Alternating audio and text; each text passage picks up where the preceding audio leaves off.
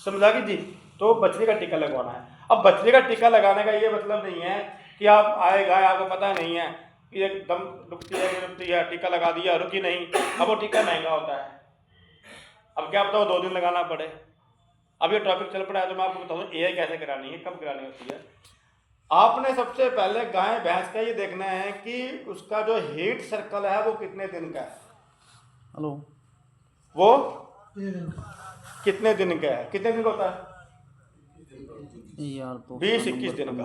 मैं ट्रेन हर 20-21 दिन के बाद गाय या भैंस है वो अपनी गर्मी में हीट में आ रही है। 63 751 अगर वो अपने हर 20-21 दिन में हीट में आ रही है तो आपने देखना है भी ठीक है, पहली बात। 751। दूसरा आपने ये देखना है कि वो जो डिस्चार्ज देती है 20-21 दिन के बाद, 21वें दिन में जो वो डिस्चार्ज देती है, जो आप बोलते हो कारबारवा, 101। अगर वो ऊपर से लेकर नीचे तक एक लाइन में है, नारियल के तेल की तरह बिल्कुल साफ है, 751। अगर उसमें किसी प्रकार का व्हाइटनेस, पीलापन या गंदगी है तो दिक्कत है, आपने उसको टीका नहीं लगवाना। समझ में आ गई? अगर वो बिल्कुल साफ है, पारदर्शी है, जैसे नारियल का तेल हुआ है, हाँ जी, तो आपने उसको टिक्का लगवाना है, एआई करवानी है। अगर उसमें किसी प्रकार की गंदगी, गाढ़ापन या कुछ आपको दिखाई दे रहा है तो आपने इसको एआई नहीं करवानी, चाहे पहले वाले की हो, चाहे सेकंड ब्यांत की हो, चाहे 10वें ब्यांत की हो। ये 2 चीज़ों पर आपने ध्यान देना है, बस इन पे ध्यान दे दिया तो आपका गाय भैंस कभी भी खाली नहीं पाएगा। शुरू में तो जी वो मोटा देती है, सफेद सफेद। हाँ, स्टार्टिंग में देगी, उसके बाद तो बिल्कुल साफ उसके देगी। बाद फिर एक बार और थोड़ा हाथ आरहा देती है, फिर तीसरी बार वो पानी जैसा जहलहा डाल देती है एकदम। साफ है ना बिल्कुल? हाँ बिल्कुल, बस कोई दिक्कत नहीं, हाँ उसमें क्रॉस करा दो। उसमें आप क्रॉस कराओ। ठीक। और क्रॉस कब करवानी है, चाहे गाय हो चाहे भैंस हो। अगर वो सुबह बोली तो आपने शाम को क्रॉस करवाना है, शाम को हीट में आई तो आपने सुबह, क्योंकि 36 घंटे तक इसमें गर्मी रहती है, तो 12, 24 और 36 घंटे में आपने इसको क्रॉस कराना। कब? 24 और 36। क्रॉस कराने के बाद भी देती रहती है। सुनो, अब यो तो पशु आपको पता कि अभी 3 दिन दे रही है डिस्चार्ज या 4 दिन दे रही है, ठीक है ना? तो अब आपने सुबह हीट में आई, शाम ने आपने उसको क्रॉस करवा दिया। अब वो सुबह बैठी है, सुबह भी अगर डिस्चार्ज दे रही है तो सुबह फिर हाँ जी, क्रॉस करवाओ, टीका लगवाओ। बिल्कुल। शाम को बैठी, शाम को फिर देखा डिस्चार्ज दे रही है तो शाम को फिर क्रॉस करवाओ। समझ में आ गई है? अगर अगले दिन फिर दे रही है फिर दिक्कत है, क्योंकि उसका जो ओव्यूलेशन हो रहा है वो टाइम पे नहीं हो रहा। कई बार ओव्यूलेशन स्टार्टिंग में हो गया, कई बार बाद में हो गया, कई बार बीच में हो गया, अब पता नहीं है। तो 3 दिन या 2 दिन से ज़्यादा वो हीट में नहीं रहती चाहिए। अगर ज़्यादा रह रही है तो उसके हार्मोन इनबैलेंस्ड है, और ये हम देखते नहीं है। हम टीका लगा जाते हैं तो 250 रुपया, 300 रुपया, कोई बात नहीं, लेकिन ये 300 रुपया भाई 300 की बात नहीं है। अब एक पशु एक बार आपने टीका लगवा दिया, अब वो रुका नहीं, 1 महीने का खर्चा, 1 महीने के बाद देखभाल, और 1 महीना वो ब्याने से भी लेट हो गया कि नहीं। अगर ये बात शुरू में की जाए तो भाई साहब बहुत ही नुकसान हो जाएगा हमारा। 1 महीना तो बहुत देखभाल, फिर 1 महीना आपने जो चारा पानी डाला वो भी खत्म, हमारा खुराक दी इसको, तो नुकसान हुआ ना। तो जब बूंद बूंद का हम देखेंगे तभी तो जाके पता लगेगा ना कि हमारा फायदा हो रहा है कि नुकसान हो रहा है। बिल्कुल, छोटी छोटी बातों को देखना पड़ता है। एक ही दिन में करोड़पति नहीं बनेंगे। आप सोचो भाई आज सूर ले आए हम, तो अभी आपको मैं 1 मिनट में करोड़पति बना देता हूँ। आप सूर ले आओ 4, वो ब्याएंगी, 15-15 बच्चे देंगी, तो 4 ने कितने बच्चे दे दिए? 60। अब एक बच्चे आपका 4000 का, तो 60 बच्चे कितने के? 2,40,000 छोड़ दो यार। 2 लाख में 6 महीने में 2 लाख रुपये आ रहे हैं यार, क्या करना, टेंशन क्या है। अगले 6 महीने में फिर ब्याह 2 लाख फिर आ जाएंगे यार, बढ़िया काम है, ये शुरू कर लेते हैं। और ये सोचकर हम शुरू कर देते हैं, क्यों जी, कि आज 10 मादा ले आएंगे, अगर 10-10 बच्चे भी दे दे, 100 बच्चे हमारे हो गए 6 महीने में। 6 महीने में 100 भेज दे, 200 बच्चे हैं। अगर मरता मरता भी देखा जाए 3 ही जगह लगा लो, 3 दूनी से 6 लाख का माल तुम्हारा हो गई यार। 3 लाख खर्चा कर ले, 3 लाख तो करीब बच गया। नौकरी में कहाँ बचा इतना, और बीमारी आ गई। अगर वो 1 महीना न डटी, बच्चे मर गए, फिर क्या करेंगे? फिर छोड़ पड़ा, इस धंधे में कुछ नहीं करेगा, ये टोटे का है ना। इसमें तो मैंने कराया था 20 लाख लाया, 20 लाख लाके बैठा हूँ, तो ना करिए बिल्कुल। इसका बढ़िया 2 घास ले लो, ठीक रहेगी, कल में बिक तो जाएंगी, है या नहीं है? लेकिन जब सरसों खराब होती है, गेहूं खराब होती है, तब तुझे बोलते कि भी खेती छोड़ दे, घाटे होता है। वो तो आज भी कर रहे हैं। तो ये चीजें हैं, थोड़ा इसको देखा है। तो ये थी देसी नस्ल के बारे में। अब टीका लगाने के बारे में बता दिया आपको। गाय का, भैंस का तार बारवा देगी तो दूसरे दिन सुबह बोला तो शाम को बोली सुबह आपने टीका लगाना है, और 2 टीके लगाने हैं, सुबह और शाम। ठीक है जी। और जिस नस्ल की आपके पास गाय हैं वही नस्ल का टीका लगवाना है, दूसरा नहीं लगाना। टीका लगाने के बाद डॉक्टर जो गन फेंक देता वहीं एक्स्ट्रा, उसको उठा के देखो भाई डॉक्टर साहब कौन सा टीका लगाया यू? मैंने अब तक क्या था, यू लगाया तो नहीं, क्यों लाया? या पहले बोलता भाई ये टीका है तो ला दे, नहीं तो रहने दे। लिखा होता है सर उस पर, बिल्कुल सारा लिखा होता है। स्टॉक के ऊपर उसका डेट, किसने बनाया, क्या नाम है इसका, नंबर लिखा होता है। हाँ इसका दूध रिकॉर्डिंग, मिल्क रिकॉर्ड कितना, सारा लिखा होता है भाई। और 10 रुपए जो आप हिसाब कर लेगा कितना वजन है, कितनी वापसी है यार। 10 रुपए का मैं टीका ट्रेनिंग में भैंस खिला दिया, गाय खिला दिया, उसने भी बछड़ा दिया या बछड़ी दी, और अरे 5000 का लाया है, उसने भी बछड़ी दी, तो दोनों में फर्क तो भाई होगा। हेलो फर्क तो उसमें होगा। हाँ, 5-7 तो कुर्सी जो फर्क 17 होना वो लीटर, कटवा 80 दिए, लीटर पुरानी दूध गाल का रखी होंगी। रिकॉर्ड बन रहा है। थारे पास तो जितना डांगना है वो सभी का मिला के 80 लीटर कोनी होता है, वो एक गाय दे रही है। ये गलत है जी। हाँ जी। एक भैंस दे रही है 25 लीटर 26 लीटर दूध, थारे पास तो 10 लीटर तो दूध नहीं देती, जबकि 25 लीटर 26 लीटर दूध दे रही है भैंस, और मुर्रा है, हमें पता नहीं। कई बार आपने देखा होगा कोई व्यापारी आता है, बोला भैंस बेच लेना, दे 70,000 केला दे दे, ले पकड़ भाई, भैंस नहीं करता, तो इसको पता अभी ये चीज क्या है, इसको पता नहीं। हम क्यों कहा है कच्चे खूंटे के भैंस लेनी है, क्यों कहते हैं? क्योंकि उसको पता नहीं होगा। लेकिन आज कच्चा खूंटा वो नहीं रहा, पता है सब कुछ। तो इस चीज़ का थोड़ा ध्यान रखें। नस्ल के ऊपर सबसे पहले चाहे आप कोई फार्म खोलो, आपने नस्ल का ध्यान देना है। जब उसको आपने उसको आगे बढ़ाना है तो आगे बढ़ाने से के लिए टीका भी उसके ऊपर नस्ल का ही लगाना है। जब आपने आगे फार्मिंग करनी है, अगर आपने उसको आगे बेचना है तो सूअरों के अंदर आप क्रॉस ब्रीड रखोगे, क्योंकि वो वजन जल्दी बढ़ती है, तो आपने आगे मांस के लिए बेचनी है, उसकी कोई दिक्कत नहीं। लेकिन किसी फार्मर को देनी है तो अच्छी नस्ल दो, कोई नहीं देता। आपके पास अच्छी भैंस है, गाय है, क्या आप उसको बेचोगे? कोई नहीं बेचता जी, उसको पालते हैं। तो फिर आप कैसे ये सोचते हो कि कोई पशुपालक बहुत बढ़िया भैंस दे रहा है, गाय दे रहा है? कुछ ना कुछ उसमें लॉजिक है। तंग होकर देगा, अच्छी गाय भैंस नहीं देता, अगर देगा तो उसका रेट बहुत हाई होगा। और कई बार हमने देखा है फार्म फील्ड में 1.5 लाख की भैंस को अगर 70,000 में बेच रहा है। अरे मैंने जरूरत थी पीछा की तो मैं बेच लग सारे, इसलिए बेचनी है, ले ले भाई। 1.5 लाख की भैंस 70 में 80 मिल रही, ले ले, क्या दिक्कत है? कुछ ना कुछ लॉजिक होता है। इसलिए मैं हमेशा ये सजेस्ट करता हूँ कि आपने अगर फार्म करना है, बड़े से ना करके छोटे से शुरू करो। सिर्फ 50,000 से 1 लाख से शुरू करो, इससे ज़्यादा पैसा लगाकर शुरुआत मत करो। चाहे गाय भैंस का करो, चाहे सूअर का करो, चाहे बकरी का करो। छोटा लाओ, बढ़िया लेके आओ, थोड़ा पैसे ज़्यादा लग जाएंगे, आप उसकी देखभाल करोगे, आप उसको वैक्सीनेशन करोगे, आप उसकी डीवर्मिंग करवाते हो, उसको आप कितना चारा दाना पानी दे रहे हो, इसका रिकॉर्ड आपके पास मेंटेन है, लिखा हुआ है। और आप कल बता सकते हो कि ये बकरा, ये सूअर, ये गाय, ये भैंस इतना खर्चा कर कर इतने दिनों में ये तैयार होती है, तो आपको उसका एक एस्टिमेट आ जाता है कि ये इतना खर्चा होता है। और आपको उसको संभालना भी आ गया। 6 महीने के बाद वो नया दूध हो जाती है। सूअर या भेड़ बकरी, अगर गाय भैंस है तो आप अगर बछड़ी या कचड़ी लेके आए हो 1 साल की, उसकी सेवा कर लो, अगले 1.5 साल में 1.25 साल में नया दूध हो जाएगी। छोटी कचड़ी अगर आप लेके आते हो साल 1.25 साल की, कितने की मिल जाती है? 10-15 हज़ार की मिल जाती होगी, मिल जाती होगी। अब तो महंगी है जी। हाँ जी, ईब तो महंगी, ईब तो महंगी होने लगी क्योंकि लोगों को पता लगने लग गया ना, अब लोग डेयरी फार्म बहुत खुल रहे हैं भाई।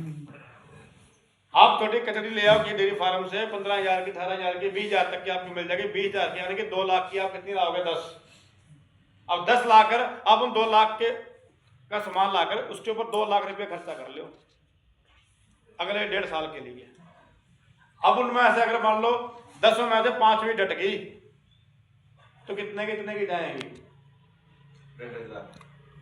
लाख की लगा लो आप, तो 5 लाख तो आपका वहां आया, 2 लाख आपका खर्चा था, 2 लाख आपका लगाया था, 1 लाख आपका बच गया, और 5 बछड़ियां कचड़ियां अभी आपके पास पड़ी हुई है ना, वो भी तो रुकेंगी। अब इसको आप शुरू करो बिजनेस को। मैं इसलिए 3 साल मांगे आपसे कि 3 साल पहले 1 साल आपने सीखा कि बछड़ी कचड़ी कैसे पालनी है, इसकी डीवर्मिंग कब करवानी है, इसका वैक्सीनेशन कब करवाना है, ये कितना खाती है, इसको दस्त लग गए, अब इसका क्या ट्रीटमेंट करना है, इसका बंधा पड़ गया, बंधे में क्या करना है। जब ये चीजें आप सीखोगे, उसके ऊपर एक्सपेरिमेंट करोगे, तो आप ना वो चीजें भी आ जाएंगी, डॉक्टर की जरूरत भी नहीं पड़ेगी, आप खुद डॉक्टर बन जाओगे घर में ही। ट्रेनिंग आप लेते हो, वो लेते रहो, जो चीज की समझ में नहीं आती आप बीच में डॉक्टरों के संपर्क में रहो, उनसे मिलते रहो। क्या गलत है जी? तो 1 साल में 1.5 साल में आप उस चीज के ज्यादा नहीं तो 70% माहिर हो जाओगे। क्या खेती करनी किसने सिखाई आपको? भाई जब सीख गए ना, तो जब ये काम करोगे, शुरुआत करोगे, तो ये भी आप अपने आप सीख जाएंगे। कुछ समझ में आई बात? भाई बोर तो नहीं हो रहे? नहीं। कुछ प्रश्न यहां तक किसी का? हाँ जी। तो नस्ल की बात हो रही थी, तो गायों के बारे में मैंने आपको बताया। पहली गाय जो देसी गाय के बारे में बता दिया। दूसरी गाय थी विदेशी। कौन सी? विदेशी। जैसे हम लोग सुअर फार्म में विदेशी सुअर पाल रहे हैं, उसी तरह हमने बाहर से एक विदेशी गाय मंगाई, जिसको बोलते थे विदेशी गाय, जैसे कि HF, होलिस्टन और फ्रीजियन, जर्सी, स्विस ब्राउन, ठीक है जी, आयरशायर, ये सारी हमारी जो है विदेशी गायें थी, हमने यहाँ लाई। अब ये विदेशी गाय कहाँ की? ठंडे वातावरण की। अब हम ले तो आए, अब गर्मी में वो इतनी जीभ काट रहे हैं। दूध 20 लीटर था, सुबह काटा 20 लीटर, शाम को निकाला अब 2 लीटर, है ना। और देसी में ऐसा नहीं होता। देसी अगर 10 लीटर दे रही है, उसको बीमार भी हो गई, सर्दी भी हो गई, गर्मी भी होगी, कुछ भी हो गया, अगर वो 10 लीटर दूध दे रही है तो सवेरे वो 6 लीटर तो 5 लीटर फिर भी दे देगी। लेकिन यहाँ पर ये उल्टा होता है, अगर ये 50 लीटर दे रही है तो सवेरे 2 लीटर भी नहीं देगी। तो इसकी देखभाल करनी पड़ती है उसके वातावरण के हिसाब से, जैसा उनका वातावरण है ठंडा रखना पड़ता है। तो ये भी गरीब आदमी अब कहाँ से कूलर या एसी लगाएगा?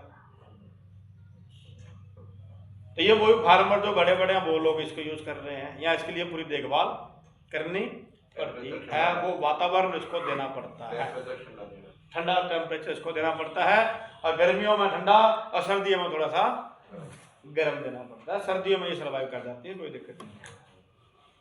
अब सरकार जो KVK वाले, जैसे हमारा ये लुवास है, इन्होंने क्या सोचा कि क्यों ना हम ऐसा काम करें कि बीच का रास्ता निकालें, दूध भी हो जाए बढ़िया और नस्ल भी हो जाए ठीक। तो उन्होंने एक क्रॉस ब्रीड बना दी। कौन सी ब्रीड बना दी? क्रॉस ब्रीड बना दी। उन्होंने क्या किया? देसी गाय या बुल लिया, विदेशी गाय या बुल को आपस में क्रॉस करवा। अब देसी उसमें से क्रॉस ब्रीड निकली। अब ये HF गाय 70 लीटर दूध देने वाली, जिसका रंग सफेद और काला होता है। HF गाय सबसे ज्यादा दूध देने वाली गाय है। इस गाय की क्रॉस करवा दी थार पारकर के साथ, जो सफेद रंग की होती है अपने यहाँ की, जो 10 लीटर 11 लीटर दूध देती है। अब ये 50 लीटर दूध, अब इन दोनों के गुण एक में कर दिए। अब 50 लीटर तो दूध ये दे नहीं रही, लेकिन 10 लीटर भी नहीं दे रही, ये 15 लीटर 18 लीटर दूध दे रही है। ये गर्मी को भी सह रही है, क्योंकि थार पारकर गर्मी को सह जाती है, ये सर्दी को भी सह रही है। इसमें दूध के गुण में आगे सारा काम हो गया। तो ये बीच की नस्ल बना दी, जो करनाल की NDRI में 2 नस्लें बनाई गई हैं, एक कर्ण स्विज और एक कर्ण फ्रिज। कर्ण स्विज और कर्ण फ्रिज 2 नस्लें बनाई हैं। कर्ण फ्रिज जो है वो कर्ण का मतलब करनाल में, और फ्रिज का मतलब फ्रीजियन, होलिस्टन फ्रीजियन और थार पारकर के क्रॉस से बनाई गई है। दूसरी कर्ण स्विज भी करनाल में बनाई गई, क्योंकि करनाल का नाम से कर्ण लग दिया गया, और स्विज का मतलब ब्राउन स्विज, जो नस्ल थी बाहर की, ठीक है। और यहाँ की साहिवाल ले ली। कौन सी ले ली? क्योंकि साहिवाल भी ब्राउन रंग की होती है और वो भी ब्राउन रंग की होती है। इन दोनों नस्लों को जोड़कर एक नई नस्ल बना दी, कर्ण स्विज। जो हमारे पास गाय हैं, जो आप कहते हैं अमेरिकन है, उनके कान आपको दिखाई देते हैं, थोड़ा सा उनका हम्प दिखाई दे रहा होगा थोड़ा सा। देसी गाय का हम्प पूरा बड़ा होगा, समझ मारी बात। विदेशी गाय के ऊपर बिल्कुल सीधी मिलेंगी, है ना। जर्सी को देख लो, ब्राउन स्विस को देख लो, उसको सॉरी ब्राउन स्विच को, या आप जर्सी को देख लो, या अपना एचएफ को देख लो, गर्दन से लेकर पूंछ तक सपाट, जो सपाट है यानी कि वो कौन सी है, विदेशी। सीधी सी एक नजर में देखने से पता लग जाएगा।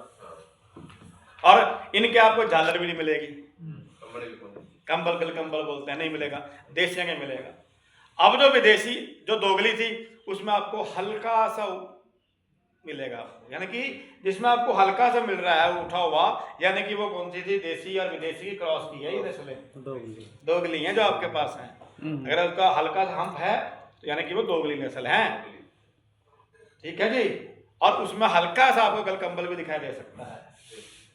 तो अब आपको गाय की पहचान होगी, देसी की, विदेशी की और दोगले की। इसमें आपको कोई मूर्ख नहीं बनाएगा। ये चैप्टर लंबा है, हर गाय के बारे में बताना ये चीज अब नहीं हो सकता, ठीक है जी। अब आगे बात करते हैं भैंसों की। ये भैंसों में भी ये चीज है।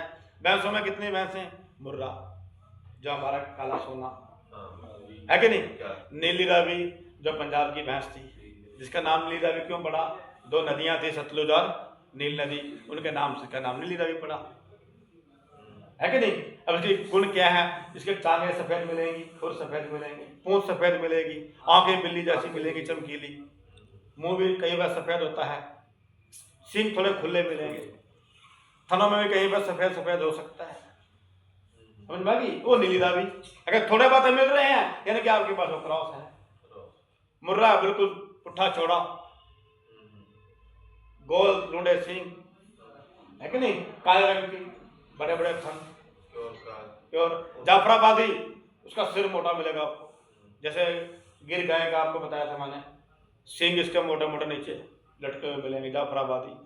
महसाना है जो मुर्रा के बारे, मुर्रा और सूरती का कॉम्बिनेशन से बनाई गई, ठीक है जी, समझ में आ रही है जी, ये सब कुछ जा रहा है। थक जाओ तो बता देना, थक जाओ तो बता देना, नहीं थको तो चलते रहेंगे। मैं नहीं थकता, मैं तो 8 घंटे लगातार बोलने की अपनी कैपेसिटी है, अभ्यास है, ये अपना काम ही है, अभ्यास अपना ही चीजों का। आपने जो पूछना पूछो, कोई दिक्कत नहीं है कि यहाँ बोलोगे आप भी बोले जा रहे, हमारे कुछ बोलने नहीं दे रहे, आप भी पूछना हो बीच में आप पूछना। सूरती होगी, महसाना होगी, भदावरी होगी, ये सारी जो है मैसे हैं। हम लोग कौन सी पाल रहे हैं, सिर्फ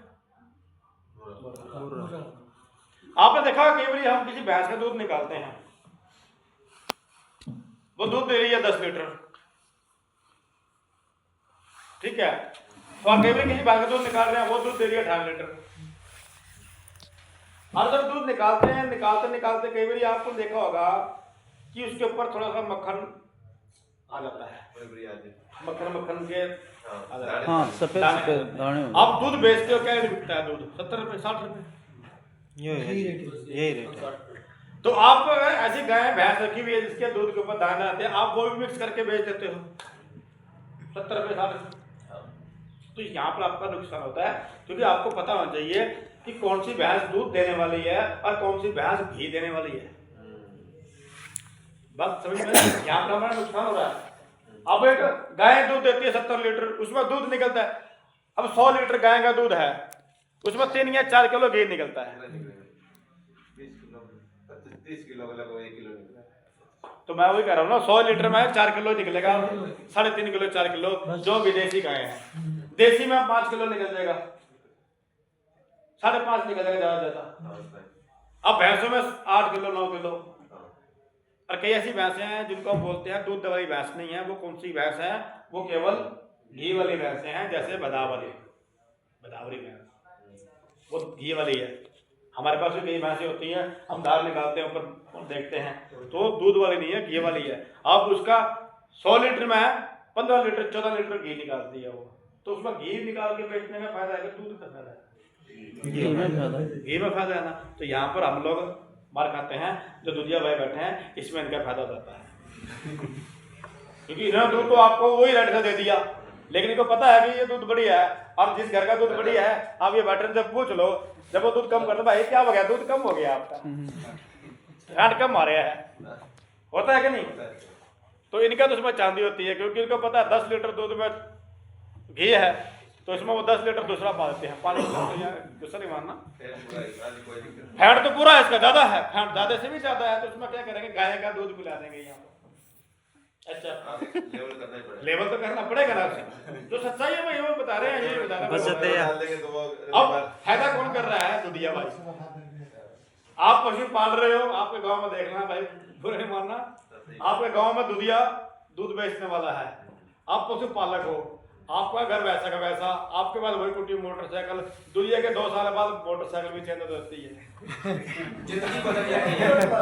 अगर नहीं होता तो बताओ क्यों भाई साहब? ये सही है। आप तो बाद फायदा लेता है दुनिया, आप भैंस पाल कर ले रहे हैं लेकिन वो ले रहा है। तो सर ये चीजें हैं, इनको थोड़ा सा, आप बहुत बढ़िया पशु पालक हो, आपके पास जो पशु हैं बहुत बढ़िया हैं, लेकिन सिर्फ उनकी मैनेजमेंट नहीं करनी आ रही, उनकी मैनेजमेंट करनी नहीं आ रही। आप उनकी एक मैनेजमेंट देखभाल थोड़ा सा, जैसे मैंने अभी बताया था कि हम अपने फ़ोन को भी हर 3 से 4 महीने बाद अपडेट करते हैं, थोड़ा उसको अपडेट करो। पशु जो है बाहर घूमने फिरने चुगने वाला जानवर है, उसका एक पेट नहीं होता, 4 होते हैं। सुना कभी? नहीं जी।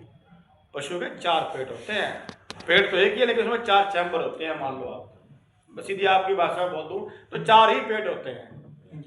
आपने देखा होगा पशु को, आपने घास दाना पानी जो डाला, उसने खाया, खाने के 20 मिनट बाद आधे घंटे बाद वो खाकर पीछे खड़ा हो जाता है ना, हो जाता ना। तो क्या करता है? जुगाड़ी करता है, वो जुगाड़ी करा है, नु करा है पाचन क्रिया। और मुंह में ले आवा घास और फिर जुगाली करा है और फिर भीतर ले जाए, फिर ले आवा है। अब ये क्या कर रहा है? वो पचा नहीं रहा, जुगाली कर रहा है। उसने सबसे पहले क्या किया, सारा घास पानी जो खाना था उसने खाकर अपने पेट में स्टोर कर लिया। अब वो आराम से खड़ा खड़ा बैठा बैठा या खड़ा खड़ा जुगाली करेगा। अब उसको निकाल कर छोटा छोटा काट कर बारीक करके दूसरे पेट में मिला रहा है।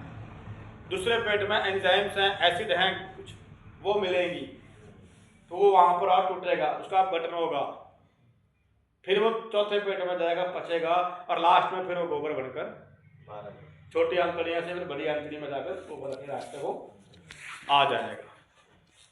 ये पता लग गया साइंस। अब ये सारी प्रक्रिया को करने में, ये सारी प्रक्रिया को करने में पशु को 6 से 7 या 8 घंटे लगते हैं। लेकिन हम लोग क्या करते हैं, पशु का घास घेर दी, दाना घेरिया, मिक्स कर दिया, पूरे में सारा खास मार, क्योंकि जितना खाना था टो के खावेगा, खा लिया, फिर उसमें रह गया, हम आ गया तेरी दाना पड़े है, ले ये चून, हाँ पप्पू के माँ चून ले ये, और चून ले आवेगी, ला देंगे उसमें खास ना, ये बस लाल में उसको भी खावेगी। फिर थोड़ा रह गया पप्पू की माँ देगी, देखो तेरी घास पड़े है, वो भी चून ला देगी, फिर खास को तक अब वो लालच में खाएगा, वो खाएगा। खाने के बाद क्या होता है, उसका पेट ठस जाता है। जो रूमन है ना, आप कभी भी आपने देखा होगा, जब पशु को अफारा आता है या पशु खाना पीना छोड़ता है, डॉक्टर उसके पेट में ऐसे हाथ घुसेड़ के रखता है, देखा होगा कभी? ऐसे रखते हैं, आप देखता है वो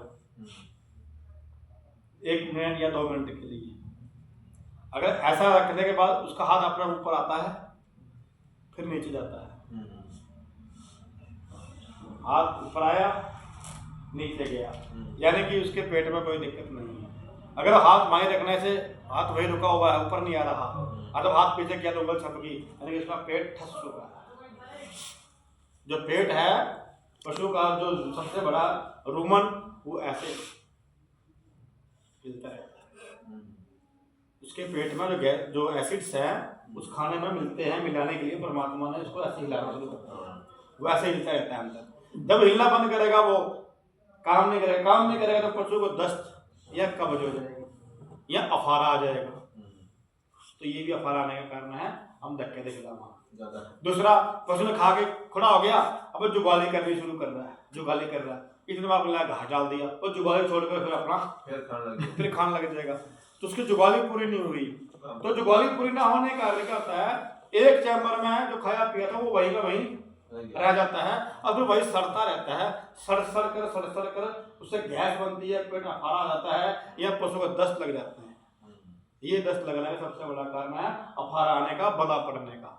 इसलिए पशु को एक बार खाना डालने के बाद कम से कम 6 घंटे तो उसको आपने कुछ नहीं डालना। अब देखिए कोक पित्तर होगी, भूखा खड़े है, अरे भूखा तो खड़े है, बाहर की कोक हुई है, अंदर तो भरिया पड़ा है अभी तक। और आपने देखा कई बार पशु गोबर करा है, उस गोबर में अनाज या बाजरा या जो आप डाला वैसा का वैसा ही निकल रहा है, क्योंकि इसको पचा नहीं ना, वो आपने पचने का टाइम नहीं दिया। बात समझ में आ रही है? उसको पचने का टाइम नहीं मिला। क्या ये गलतियां हम कर रहे हैं? क्या ये हो रही है कि नहीं? बिल्कुल हो रही है। यही सूरों में भी हो रहा है भाई। आधा वेस्टेज सूरों का 35% मोर देन।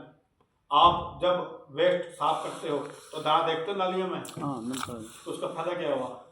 अब 35% 30% लगा लो आप, 30% उसका दाना वेस्ट हो रहा है, तो उस दाने का कहीं लगा दाना किसी को, उसका नुकसान हुआ या फायदा हुआ? ना तो सूअर को उसका फायदा मिला, ना आपको फायदा मिला। वो तो नाली में जा रहा है, नाली में किसका फायदा मिल रहा है? किसी को बह रहा। तो ये भी हमारा सबसे बड़ा, आपने देखा होगा सूअर में हो रहा है ये काम, हो रहा है ना जी, दाना निकल रहा है जब आप वेस्टेज को साफ करते हो। गाय भैंस के गोबर में दाना आता है। Incoming call from Vijay Chauhan identified by Truecaller. तो ये चीजों को थोड़ा देखो, ये क्यों हो रहा है? ये इसलिए हो रहा है क्योंकि आप इसको बचने का टाइम नहीं देने दे रहे हैं।